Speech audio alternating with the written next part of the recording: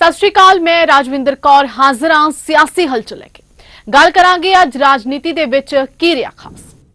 संसद के पहले सैशन के 5वां दिन भी हंगामा भरिया रहा। इस तो पहला लोक सभा च विरोधी धिर दे नेता राहुल गांधी ने कहा है कि अज सानू नीट मुद्दे ते चर्चा करनी चाहिए है। मैं प्रधानमंत्री नू बेनती करदा कि वह नीट मुद्दे ते चंगी तरह ते सत्कार दे नाल चर्चा करन। इस तो बाद राहुल गांधी ने संसद विच नीट मुद्दे ते जिवें ही अपने विचार रखने चाहे तो लोक सभा स्पीकर ने राष्ट्रपति के भाषण समय गल करन दी कही ते उन्हां नूं बोलण नहीं दिता गया। इस तो बाद संसद की कार्रवाई सोमवार तक लई मुलतवी कर दी गई। कल ऑपोजिशन के जो फ्लोर लीडर्स हैं सबकी मीटिंग हुई और यूनानिमस था कि आज हमें नीट का जो इशू है उस पर डिस्कशन चाहिए। हिंदुस्तान के स्टूडेंट्स से मैं कहना चाहता हूं ये आपका इशू है और हम सबको लगता है, इंडिया गठबंधन को लगता है कि आज सबसे जरूरी बात आपकी है क्योंकि आप हिंदुस्तान के भविष्य हो। तो हमें लगा कि यहाँ पे पार्लियामेंट हाउस में नीट पे डिस्कशन हो और उसके बाद प्रेसिडेंट्स एड्रेस हो पाए। और मैं रिक्वेस्ट करता हूँ प्रधानमंत्री जी को कि ये युवाओं की इशू है और अच्छी तरह प्यार से डिस्कशन होना चाहिए, रिस्पेक्टफुली डिस्कशन होना चाहिए। हम रिस्पेक्टफुली करेंगे, आप भी डिस्कशन में ज्वाइन कीजिए, आप भी भाग लीजिए और रिस्पेक्टफुली, क्योंकि ये युवाओं का मामला है। तो हम चाहते हैं युवाओं को मैसेज मिले, घबराए हुए हैं, उनको ये नहीं मालूम कि क्या होने वाला है नीट में। तो पार्लियामेंट से मैसेज जाना चाहिए, उनको भरोसा मिलना चाहिए कि हिंदुस्तान की सरकार और हिंदुस्तान का ऑपोजिशन एक साथ मिलकर स्टूडेंट्स की बात करें। तो ये आपको बताना चाहता हूं। आम आदमी पार्टी पंजाब ने भाजपा उम्मीदवार शीतल अंगुराल ते जलंधर पश्चिमी दे लोकां नाल धोखा करन ते उन्हां दे फतवे दा निरादर करन ते लोकां दी भलाई तो उपर अपने स्वार्थी ते गैर कानूनी कम्मां नूं पहल देण दे लई तिखा हमला बोलिया। आप मंत्री अमन अरोड़ा ने जलंधर च प्रेस कॉन्फ्रेंस नूं संबोधन करदिआं शीतल अंगुराल नूं 5 सवाल पुछे ने ते कहा कि उन्हां नूं इन्हां सवालां दे जवाब जलंधर पश्चिमी दे लोकां नूं देणे चाहीदे ने। जलंधर वैस्ट के पौने 2 लाख वोटर ने जिहड़े वो होर भी बेहतर तरीके दे नाल जानदे ने। मैं पुछना चाहूंगा शीतल अंगराल तो पहला सवाल कि तुसीं 2.5 महीने पहला आम आदमी पार्टी चों रिजाइन कीता, बीजेपी दे विच शामिल होए ते जिस दिन इलैक्शन होगी उस दिन तुसीं रिजाइन करन दे 2.5 महीने बाद तुसीं आपदा अस्तीफा, आपदा रेजिग्नेशन वापस लिया।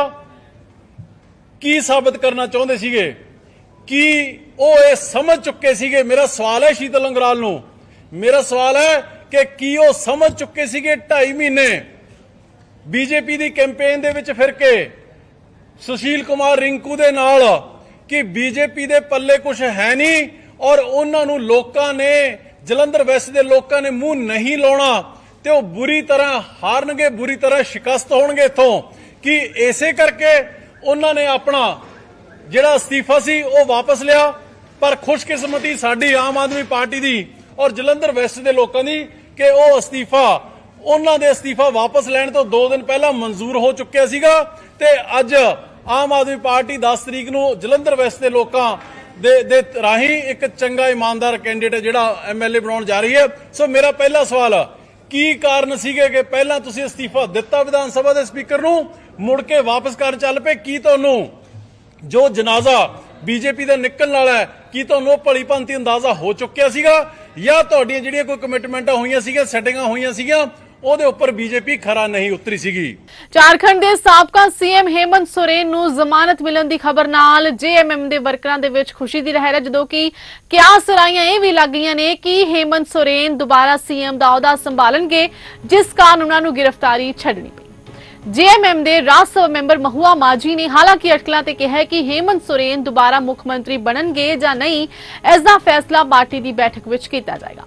इस समय पार्टी वर्करां ते सूबे दे लोकां दे विच खुशी दी लहर। हनुमानगढ़ जिले दे संगरिया विधानसभा हलके तो कांग्रेसी विधायक अभिमन्यु पुनिया ने साबका सीएम अशोक गहलोत ते साबका सीएम वसुंधरा राजे नूं लैके एक वड्डा बयान दिता है। सूबे विच नवे चेहरे वजों सचिन पायलट नूं मौका देण दी गल करदे उन्होंने कहा कि हुण वसुंधरा राजे ते अशोक गहलोत दा समां लंघ गया, जनता दोवां दे चेहरिਆਂ तो अक चुकी है। ਵਿਰੋਧੀ ਪਾਰਟੀਆਂ ਦੇ ਹੰਗਾਮੇ ਕਾਰਨ ਸ਼ੁਰੂ ਹੋਈ ਲੋਕ ਸਭਾ ਦੀ ਕਾਰਵਾਈ ਕੁਝ ਦੇਰ ਬਾਅਦ ਦੁਪਹਿਰ 12 ਵਜੇ ਤੱਕ ਲਈ ਮੁਲਤਵੀ ਕੀਤੀ ਗਈ ਤੇ ਇਸ ਤੋਂ ਬਾਅਦ ਸੁਧਾਂਸ਼ੂ ਤ੍ਰਿਵੇਦੀ ਨੇ ਰਾਜ ਸਭਾ 'ਚ ਰਾਸ਼ਟਰਪਤੀ ਦੇ ਭਾਸ਼ਣ ਤੇ ਧੰਨਵਾਦ ਮਤਾ ਪੇਸ਼ ਕੀਤਾ। ਇਸ ਦੌਰਾਨ ਸੁਧਾਂਸ਼ੂ ਤ੍ਰਿਵੇਦੀ ਨੇ ਕਿਹਾ ਕਿ ਮੋਦੀ ਤੇ ਨਹਿਰੂ ਬਰਾਬਰ ਨਹੀਂ ਹੋ ਸਕਦੇ। ਸੁਧਾਂਸ਼ੂ ਤ੍ਰਿਵੇਦੀ ਨੇ ਅੱਗੇ ਕਿਹਾ ਕਿ ਇੱਕ ਵੋਟ ਰਮਈਆ ਨੂੰ ਗਿਆ, 2 ਆਚਾर्य कृपलानी ਨੂੰ ਗਿਆ, ਬਾਕੀ ਸਾਰੀਆਂ ਵੋਟਾਂ ਸਰਦਾਰ ਪਟੇਲ ਨੂੰ ਦਿੱਤੀਆਂ ਗਈਆਂ। ਨਹਿਰੂ ਨੂੰ ਇੱਕ ਵੀ ਵੋਟ ਨਹੀਂ ਮਿਲੀ। ਇਸ ਦੀ ਤੁਲਨਾ ਕਿਵੇਂ ਹੋ ਸਕਦੀ ਹੈ? ਮੋਦੀ ਜੀ ਅਤੇ ਨਹਿਰੂ ਜੀ ਦੀ ਤੁਲਨਾ ਕਿਵੇਂ ਹੋ ਸਕਦੀ ਹੈ ਜੋ ਵੋਟਾਂ ਲੈ ਕੇ ਪ੍ਰਧਾਨ ਮੰਤਰੀ ਬਣੇ ਤੇ ਨਹਿਰੂ ਜੀ 0 ਵੋਟਾਂ ਲੈ ਕੇ ਪ੍ਰਧਾਨ ਮੰਤਰੀ ਬਣੇ। ਇੱਕ ਨੇਤਾ ਜਿਸ ਨੂੰ ਪੂਰਾ ਦੇਸ਼ ਨੇਤਾ ਮੰਨਦਾ ਸੀ ਤੇ ਇੱਕ ਨੇਤਾ ਜਿਸ ਨੂੰ ਉਸਦੀ ਆਪਣੀ ਪਾर्टी नेता नहीं मानती। राष्ट्रपति महोदया ने कहा कि ये देश के इतिहास में 60 साल के बाद ये पहली बार एक घटना हुई है जब लगातार 3 बार किसी प्रधानमंत्री को स्पष्ट बहुमत प्राप्त किया हो। और जिस समय महामहिम राष्ट्रपति महोदया ने ये शब्द बोला था, हम सबको ध्यान है, सबसे अनेक विपक्षी सदस्यों ने अपनी अपनी सीट पर आवाजें करते हुए इसका प्रतिवाद किया था।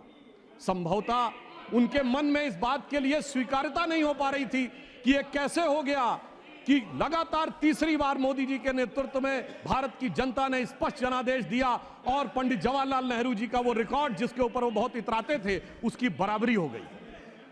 मगर हमारे बहुत से विपक्षी सदस्य कहते हैं कि साहब नेहरू जी की बराबरी तो मोदी जी से नहीं हो सकती।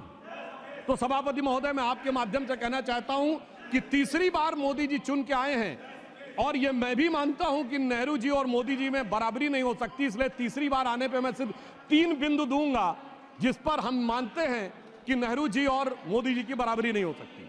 नंबर 1, जब मोदी जी इस देश के प्रधानमंत्री के कैंडिडेट चुने जाने थे, सभापति महोदय, मुझे आज तक याद है 13 सितंबर 2013 शाम 6 बजे भाजपा की पार्लियामेंट्री बोर्ड की बैठक होनी थी और मोदी जी स्वयं उसके मेंबर थे, मगर उन्होंने कहा मैं उस बैठक में नहीं आऊंगा जिसमें मेरे बारे में विचार हो रहा हो। यह होता है नैतिकता के आधार के ऊपर निर्णय।